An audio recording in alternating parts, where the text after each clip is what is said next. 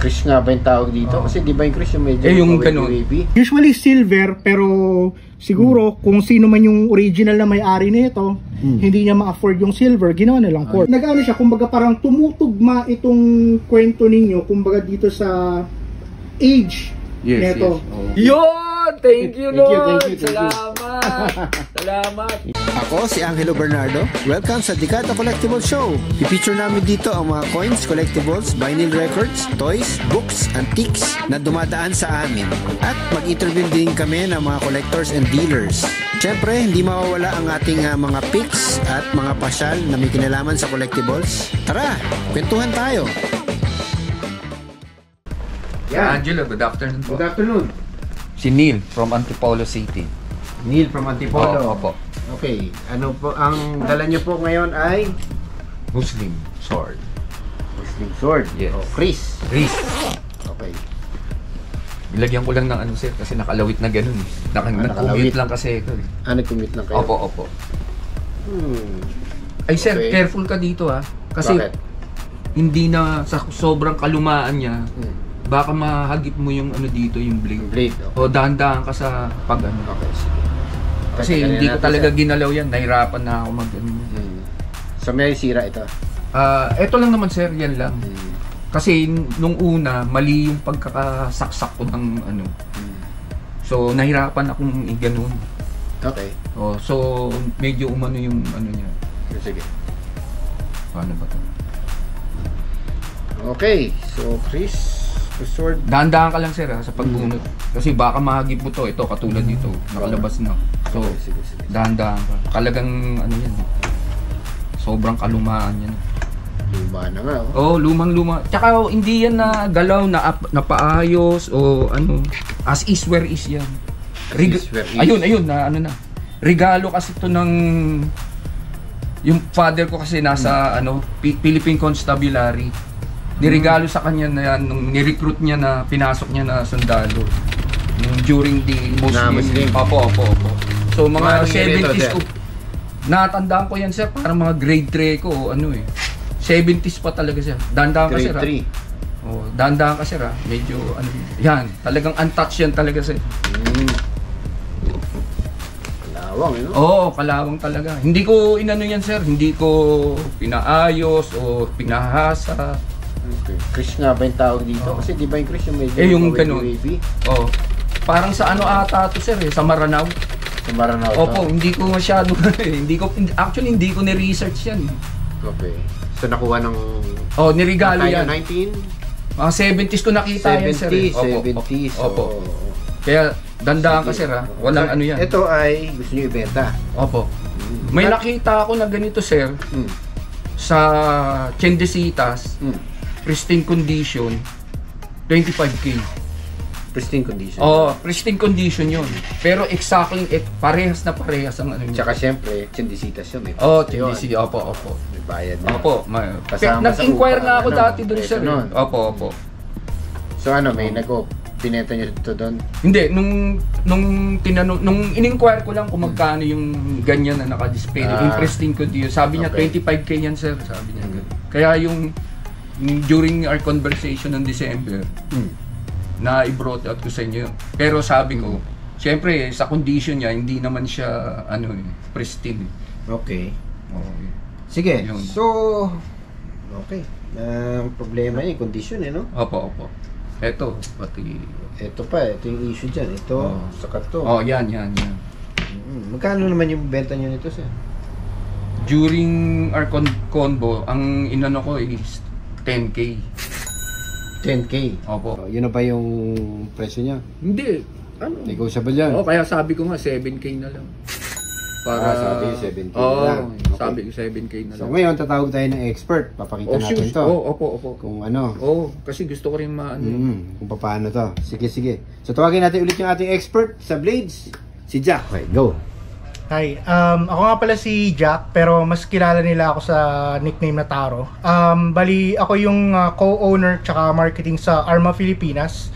Ang specialization namin is antiques, especially mga antique arms and armor, Normally, ang hinahandle namin is World War II blades, uniforms, equipment. Tapos meron din kaming mga antique Filipiniana weapons, blades from the Philippine Revolution, pati mga accessories. And nag-a-antique ako since high school pa lang ako. So medyo ilang dekada na rin akong nag-a-antiques. Wow. Yan. Nako, naka-timelapse pala yung isang camera.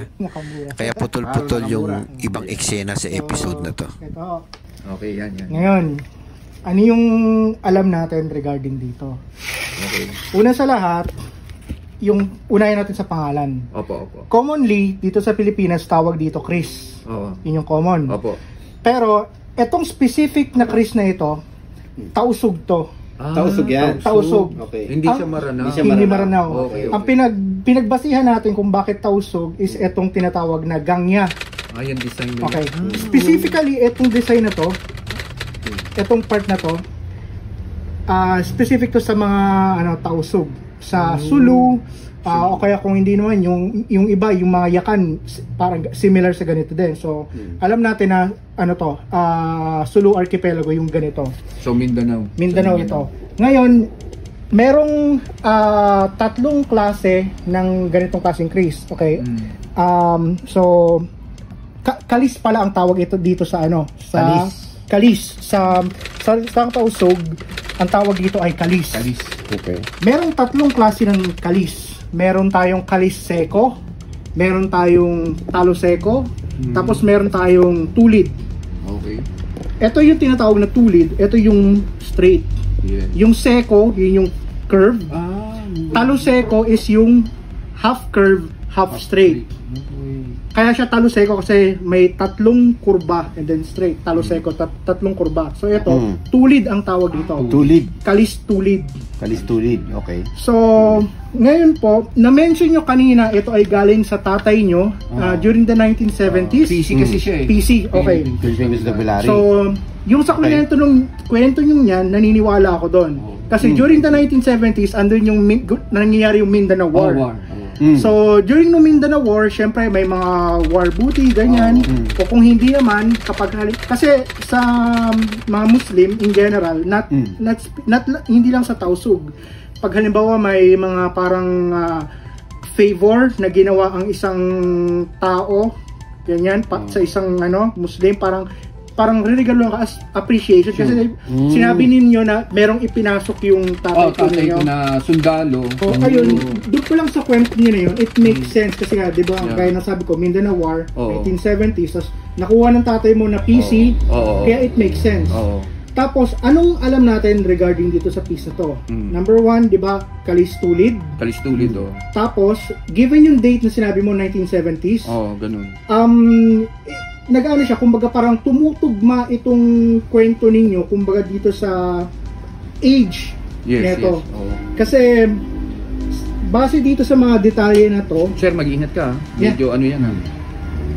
Ito kasi yung mga post-war na tawag dito na kalis. Ginagamit ng Yeah, ginagamit siya. Specifically, yung sa mga di ba, yung mga huramentado. Labanan, yung ganun. Mga ganito. Pero hindi ito yung klase na ginamit nung Moro Rebellion nung mga 1930s, 1920s. Hindi. Ito yung tipo na mga post-World War II or after ng World War II. Okay. So ano yan, hindi nababata sa 1950s yan? Hindi. Mga 1960s or 70s. 70s. Sabi nga nung 70s yun. Ang hinala ko, siguro nung nakuha ito ng tatay ninyo, or nung nakuha ito nung nagbigay sa tatay nyo, siguro hindi pa to ganun katanda or baka nga kagagawa pa lang ito noon, tapos na-recover nung kaibigan ng tatay nyo. Kasi base dito sa design niya, no? Sa design niya, hindi siya yung tipong yung old talagang old, mga 100 years old. Yes. So, ang tansya ko dito, 1960s or 70s. Ang good news is, kasi ang mga tausug, ang mga Chris nila, as late as the 1960s and 1970s, kumbaga yung parang old way or yung lumang pamamaraan ng paggawa ng kalis o ng Chris is ginagawa pa rin nila. Okay. Hindi sila katulad ng Maranao na parang early on gumagamit na sila ng mga parang molye. Mm. Kaya kumbaga parang in terms of craftsmanship, kahit yung mga later na kalis, andun pa rin yung old ano nila, Oo. tradition of making. Oo, andun pa din. Pero kaya ko nasabing 1960s and 70s kasi prior to that, yung blade at saka itong gangya, usually two-piece yan. Mm. Kumbaga parang parang Paano two-piece? parang etong bahagi na ito, hiwalay ito sa blade. Kumbaga parang nakakabit lang hiwalay ito. ito. Oo. Meron ditong linya na nagkakabit dito. Okay, kala ko one piece yan. So, usually Kala ko rin eh. Usually kasi yung mga luma, two-piece na magkakabit tapos nakapasok dito. Yun. Okay. Parang yung etong blade na to, meron tong buntot, doon ipinapasok ito, tapos Yeah. ipinapasok tong handle. Yun. So, mga 60s, 70s, usually one piece na lang. Usually, I'm not saying all, pero usually, ganun na. So, ngayon, eto pa lang, nakikita ko kasi merong delamination dito eh. Mm. Ano yung delamination? Delamination, kumbaga parang yung, pag yung, di ba yung bakal, parang finold mo siya or tiniklop mo siya, hindi masyadong nagkabit yung bakal, bumuka ng konti. Mm. Meron siya ditong delamination. Sa madaling sabi, kumbaga parang talagang yung parang folded steel or yung talagang old way of making the crease. So in terms of craftsmanship, maganda pa rin ang craftsmanship nito. Okay. Kaya Paano mo, ano yung delamination dyan? ito yung mga bumubuka na yan, no? Okay. And then ito rin mayroong ditong part na bumubuka. May So, yan yung signs na finold siya Oo. sa manufacturing process. Usually may nagsasabi na hindi, baka nagasgas lang yan. Iba ang gasgas eh. Ang gasgas kasi magsisimula yan sa merong part na malalim and then pababaw or vice versa. Ito kasi kung titignan mo yung pattern ng buka, kumbaga parang talagang mukha siya yung bumuka talaga na ganun eh. So masasabi ko na talagang parang yung Old way of making the sword. Okay. So yun, good sign. And then etong ganitong actually yung mga ganito hindi usually Ano ba yan, sir? Leather ba yan? hindi, O ano? cord ito eh. Parang cord. Usually silver, pero siguro kung sino man yung original na may-ari nito, hindi niya ma-afford yung silver, ginawa nilang cord. Ayun. Pero pwede rin naman. Ito, ang tawag dito sa Tausug, I think, is asang-asang. Itong part na ito. Okay. Asang-asang yan. Usually brass or silver. Ito, mukha siyang parang nickel yata sir eh. Ma-check mo ba kung nickel or Tingnan natin. usually kasi silver pero yung coloration niya parang nickel eh. O sir, dahan-dahan ka ulit yan baka maano ka sa...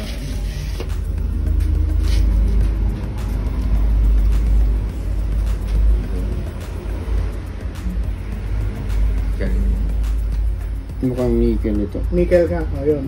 Kung nickel siya, it's okay, that's fine. Kasi gumagamit din naman yung mga Tausug ng nickel. Okay. Hindi yung big deal. Yun nga lang kasi, kung silver siya, Mas maano siya. Mas mataas yung value. Okay.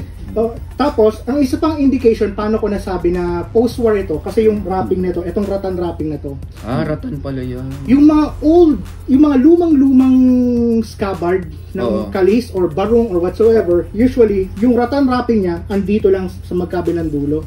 Or dito. Pero hindi siya yung nakarap sa buo.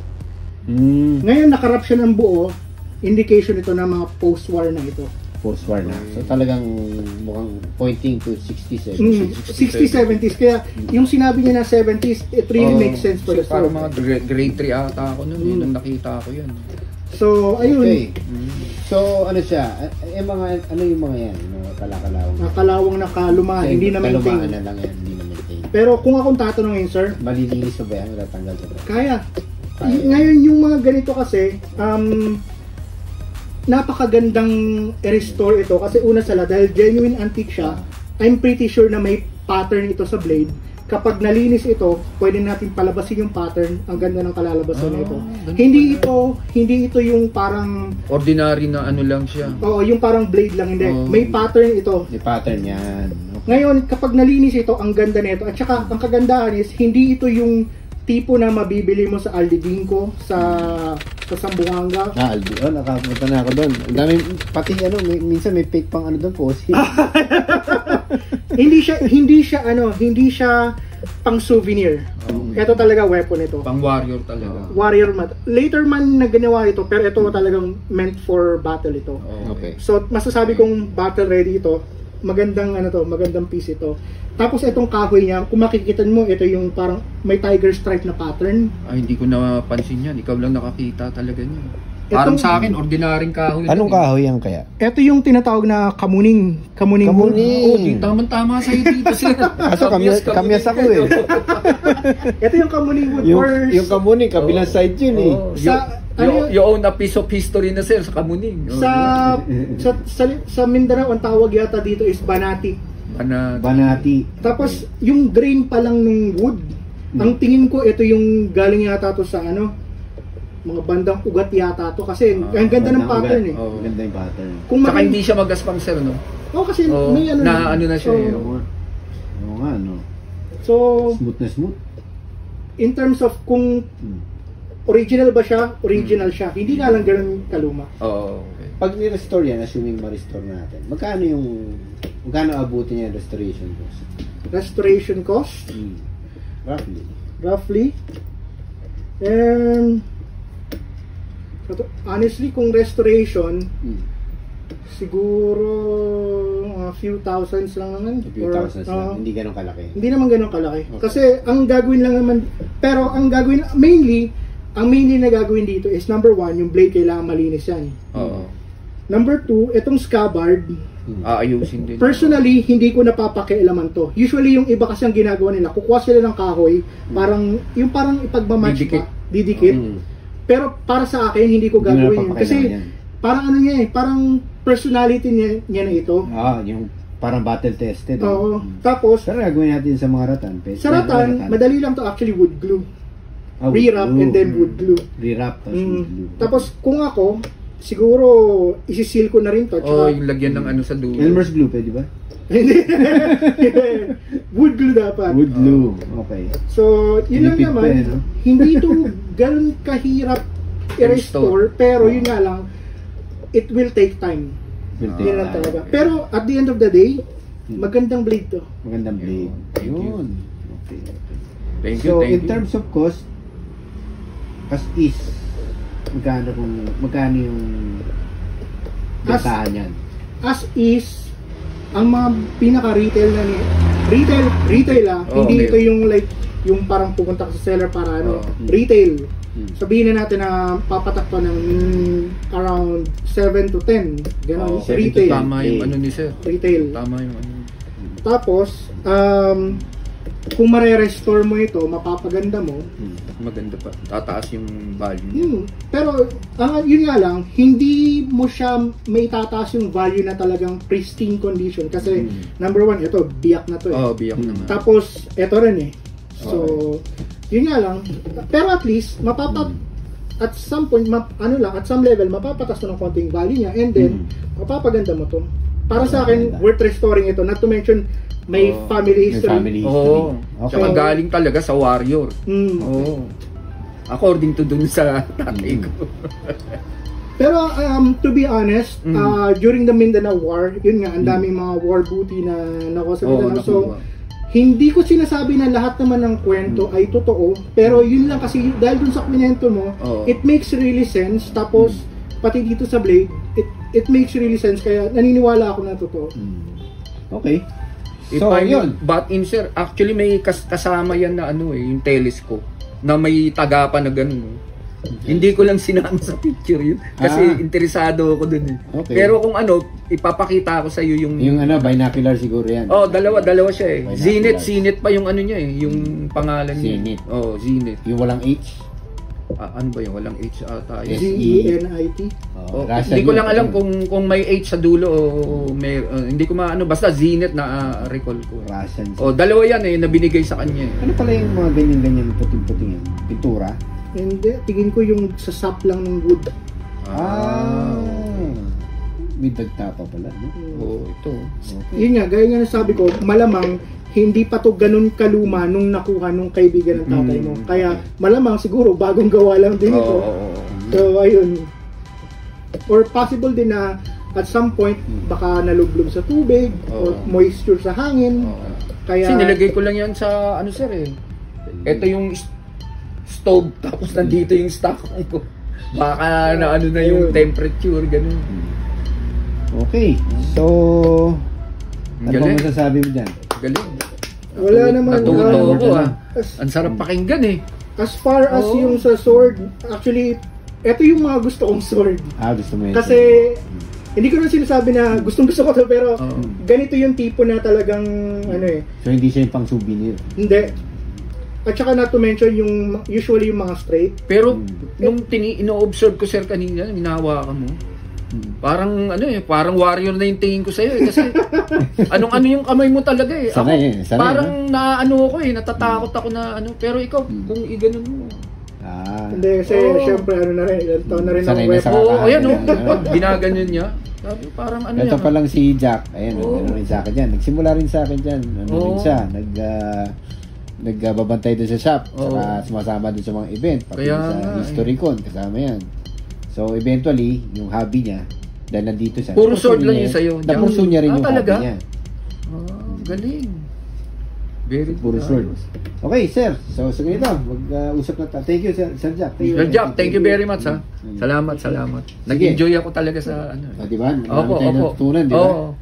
Okay. Correct sir. Yan. Nandun na tayo sa tanong. Yun na. Yan, narinig nyo na yung ano niya. Narinig nyo na yung mga cost niya. Okay. Narinig nyo yung magkano ibibenta. Magkano ngayon yan? Yung asking ko talaga sir, dun ako sa 7K. 7K. Oo. Pero kung syempre alam ko naman businessman kasi. So it's up to you kung ano. Okay. Yun talaga ang ano ko. Pero may gastos pa ako dito kasi sir eh. oo. So, pwede ba ito sa 4? Masyadong maba. Ano na lang sir, meet na lang tayo sa gitna. Kasi yung sabi mo kanina 5 tapos ako 7. Ano? Kung okay lang sa inyo, 6. Tapos bumawi ka na lang dun sa mga sa bungo, yung sa anito, tama-tama. Hindi ko pa kasi narinig yung restoration cost Oo. kanina eh. Pero hindi tayo magkakaproblema din sir. Ako na nagsabi sa iyo. Madali ako. Baka nga may item pa ako dun. Gusto ko ibigay sa iyo eh. Na souvenir. O tsaka kay Jack. Sige, May Chris ako dun eh. Kaso yung Chris ko, yung pan-display lang. Oo. Pag-usapan natin yan. Ibang ano yan. Ibang deal yan. ibang deal yun. Muna, Okay. tanong muna. Diyan lang muna. Okay sir. Sige sir. 5 sir. 5-5 na lang sir. Para ma-offset ko lang yung pamasahe ko. Sige sir. Yun! Thank you, Lord! Thank you. Salamat! Salamat! Thank you. Kasi alam ko rin, you have to make money rin eh. Tama. Salamat sir sa Walang problema yun, sir. Fan nyo ako eh. Follower nyo ako eh. Ayan. Papasalamat ako, nakapunta ako dito sa shop ni Sir Angelo. Madali siya kausap. Walang hassle. Kasama na rin si Sir Jack, yung expert namin. Kaya, thank you Lord. Tawag dito. Medyo uuwi kong masaya. Salamat po. Dekada TV. Following on Facebook and YouTube.